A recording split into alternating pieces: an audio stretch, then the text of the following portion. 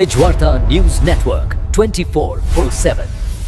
हक्कभंग समिती समोर आज मला माझी साक्ष नोंदवायची होती. मागच्या वेळेला प्रकृती अस्वस्थामुळे मी येऊ शकलेली नव्हते, त्यामुळे मला आज वेळ देण्यात आलेला होता.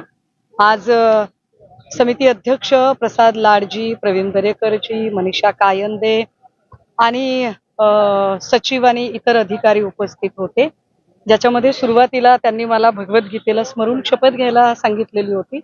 मात्र ही सगळी न्यायिक प्रोसिजर असल्यामुळे मी त्यांना विनंती केली की आपण भारतीय संविधानाला स्मरून मी शपथ घेऊ इच्छिते. त्यानुसार त्यांनी मला भारतीय संविधान उपलब्ध करून दिले आणि भारतीय संविधानाला अनुसरून मी अजिबात कुठलीही माझ्या वक्तव्यापासून मागे न जाता त्यांनी जे प्रश्न विचारले त्या प्रत्येक प्रश्नांची उत्तरं दिलेली आहेत.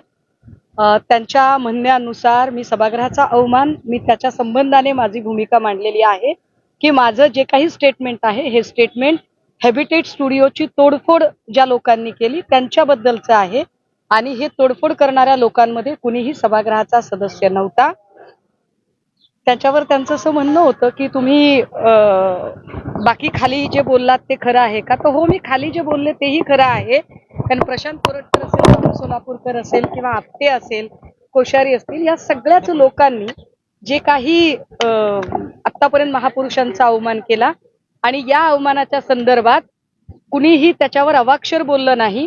त्यामुळे जेव्हा कधी कुणी अशा पद्धतीने महापुरुषांचा अवमान करेल तेव्हा सुद्धा माझा स्टँड हाच असेल. यावर त्यांनी तुम्ही तुमच्या वक्तव्याबद्दल दिलगिरी व्यक्त कराल का असंही विचारलं. मात्र मी माझ्या म्हणण्यावर ठाम होते की मी कुणाचाही अवमान केलेला नाही. मग मी अवमान केला नसेल तर मग मी कुणाल कामराला सपोर्ट का केला असं एक समितीचं म्हणणं होतं. त्यावर मी माझी भूमिका मांडलेली आहे की भारतीय संविधानानुसार अभिव्यक्ती स्वातंत्र्य प्रत्येकाला आहे. एखाद्या कलाकाराचे अभिव्यक्ती स्वातंत्र्य जर धोक्यात येत असेल तर त्या अभिव्यक्ती स्वातंत्र्यासाठी मी लढलं पाहिजे आणि याच न्यायातनं मी कुणाल कामराला सपोर्ट केला. कुणाल कामराची माझी काही ओळख नव्हती, कधी गाठभेट झालेली नव्हती. त्यामुळे फक्त आणि फक्त कुणाल कामरासारखा कलाकार त्याने स्वतःला एकटं समजू नये, त्याच्यासोबत संविधानिक भूमिका घेणारे लोक आहेत हे दर्शवण्यासाठी म्हणून माझं ट्विट होतं की मी भूमिका मांडली. आणि पुनश्च एकदा समितीतल्या प्रत्येक सदस्यांनी की काय तुम्ही याच्यावर दिलगिरी व्यक्त कराल का, लेखी माफी मागायची तुमची तयारी आहे का, तेव्हा मी त्यांना सांगितलं की नाही, मी कुठलीही दिलगिरी व्यक्त करणार नाही, माफी मागणार नाही. तुमची चर्चा आज पूर्ण झाली असं सांगण्यात आहे.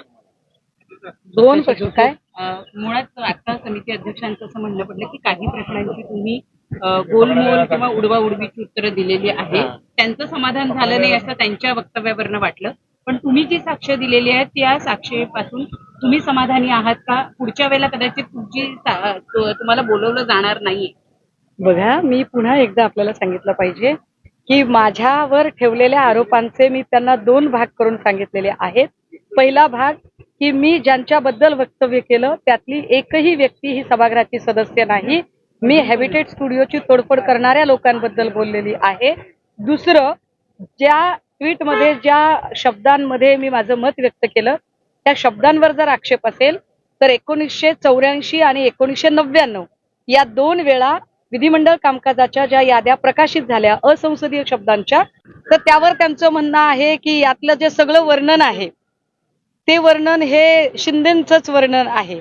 आता ते वर्णन शिंदेंचंच आहे असं जर त्यांना वाटत असेल तर त्याला माझा नाईलाज आहे. पण ताई, असं एकंदरीत दिसतंय की तुम्ही किंवा कुणाल कामरा यांनी माफी मागावी यासाठी समितीत पायघड्या घालते की काय? आपण तुम्ही तुमच्या भूमिकेवर ठाम आहात. सरकार महायुतीचं आहे, तुमच्यावर अन्याय होतोय का आणि चुकीचा वापर होतोय का काय? नाही, मला त्यांनी एक शेवटचा प्रश्न विचारला की काय तुम्हाला असं वाटतं का की तुमच्यावर केली जाणारी कारवाई ही राजकीय आकसबुद्धीने होते? त्यावर मी माझं नम्रपणे उत्तर दिलंय की होय, ही कारवाई आकसबुद्धीने होत आहे.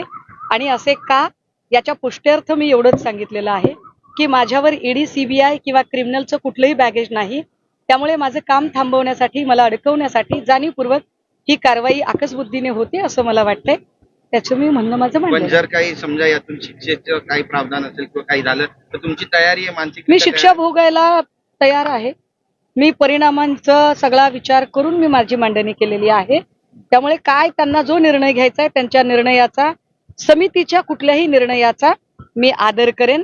आणि त्यांनी घेतलेल्या कुठल्याही निर्णयाला सामोरे जाण्याची माझी तयारी आहे. मी माफी मागणार नाही.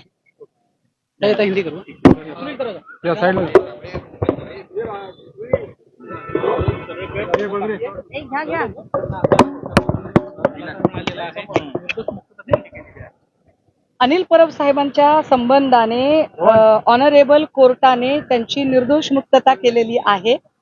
पण आता प्रश्न खरा उरतो तो मुलुंडचे HD video specialist Kirit Somaiya यांच्याबद्दलचा. कारण सोमय्यांनी ज्यांच्यावर आरोप केले होते त्यातले जवळपास 80 ते 90% लोक आता भाजपमध्ये गेलेले आहेत.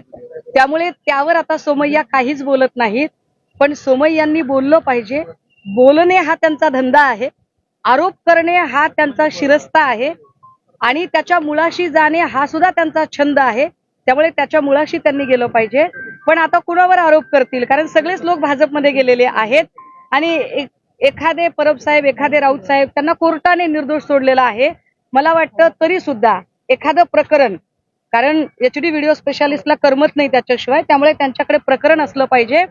तर त्यांचे जे व्हिडिओ प्रकाशित झाले होते, जे व्हिडिओ मुंबई पोलिसांनी सांगितलं की किरीट सोमय्यांचे आक्षेपार्ह व्हिडिओ खरेच आहेत, त्या व्हिडिओचं नेमकं काय झालं, त्या व्हिडिओचं उगमस्थान काय, याच्या मुळापर्यंत त्यांनी जावं आणि त्या व्हिडिओची चौकशी करावी. देवस्थानाच्या ज्या जमिनी आहेत म्हणजे पुजाऱ्यांच्या नावावर असतील त्या सगळ्या आता सरकार आपल्याकडे घेण्याच्या तयारीत आहे, त्याचा फायदा काढणार असल्याचं बावनकुळे म्हणत आहे.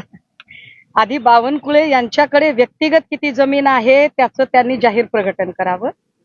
आणि तेवढ्या जमिनी कमी आहेत का बाबा की आता देवस्थानांच्या पण जमिनी हव्या आहेत, काय जे असेल ते.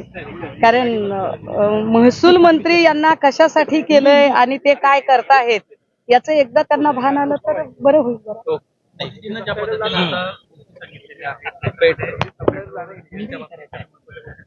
पेट्रोल तेल कमी वापरातील मला कळतच नाही.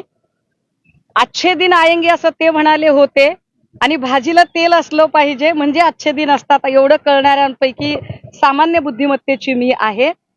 त्यांनीच प्रचारात सांगितलं होतं की अगर विपक्ष के लोग चुनके आए तो मंगलसूत्र भी नहीं रखेंगे, पण आम्हाला लग्नात सुद्धा मंगळसूत्र घालू नका आणि सोनं घेऊ नका असं आता मोदीजीच सांगत आहेत.